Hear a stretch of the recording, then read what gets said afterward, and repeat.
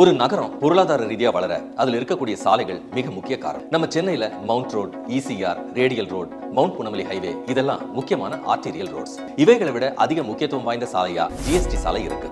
GST ரோட்ல smart இன்வெஸ்ட்மெண்ட்ஸ்க்கு உகந்த real estate rocket வேகத்துல முன்னேறிக்கிட்டு இருக்கிற ஒரு பகுதியை பத்தி தான் இப்ப நம்ம பார்க்க போறோம். ஜிஎஸ்டி சாலையில சிங்கப்பெருமாள் கோயில்ல இடம் வாங்குறது தான் சிறந்த முதலீடா கருதப்படுது. ரயில்வே ஓவர் பாஸின் விளைவா இந்த பகுதியில இடதுபுறத்திலையும் வளர்ச்சி வீரியம் அடைஞ்சிருக்கு.